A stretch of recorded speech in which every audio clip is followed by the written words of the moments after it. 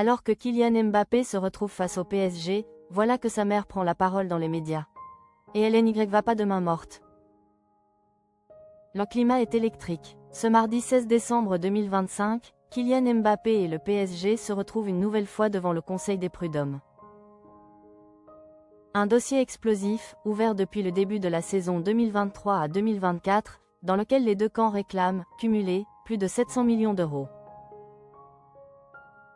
Une audience de plus dans un feuilleton judiciaire qui est loin d'être clos. Mais c'est sur un autre terrain que Faisal Amari a pris la parole, au micro d'ici Normandie, très attendu par les supporters caennais.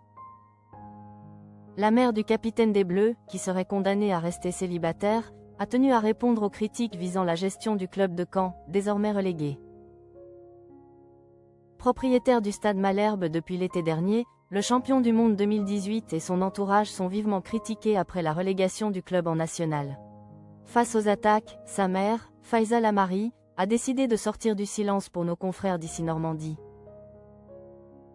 Je crois qu'il est temps, après cette saison éprouvante pour tous les supporters, pour tous les amoureux du club, d'apporter quelques réponses, annonce-t-elle d'emblée. Kylian Mbappé, ce dossier qui a fait sortir sa mère des bois. Car depuis plusieurs mois, les choix opérés par la nouvelle direction, incarnée par Kylian Mbappé, qui s'est retrouvé face à Orelsan et ses proches, sont pointés du doigt. Visiblement touché, Faisal Amari reconnaît avoir traversé des moments de colère.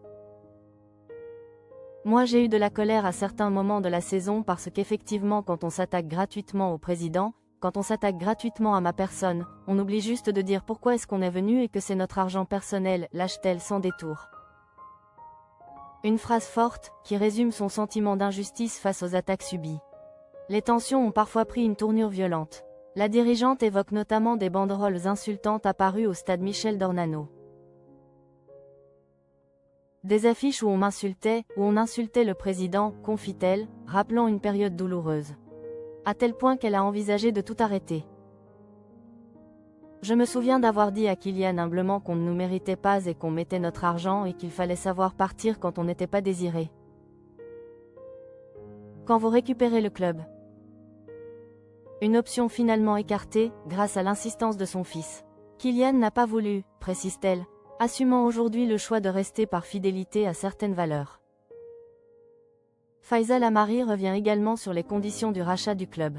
Les discussions ont débuté bien avant l'annonce officielle, mais la prise de contrôle tardive a compliqué les choses. Bien sûr que dans l'idéal, on aurait aimé avoir le club 6 mois avant pour pouvoir préparer. Quand vous récupérez le club au mois d'août et que vous découvrez les cadavres qu'il y a à l'intérieur du club, parce qu'il y en avait, je défie quiconque de venir voir, affirme-t-elle, promettant des explications détaillées à terme. Interrogée sur les erreurs commises, notamment la valse des entraîneurs et le licenciement de Nicolas Sob, figure du club, elle ne cherche pas à esquiver. Il n'y en a pas une, il y en a plusieurs et il y en a qui nous incombent, reconnaît-elle, tout en soulignant que certaines difficultés ont été subies plus que choisies.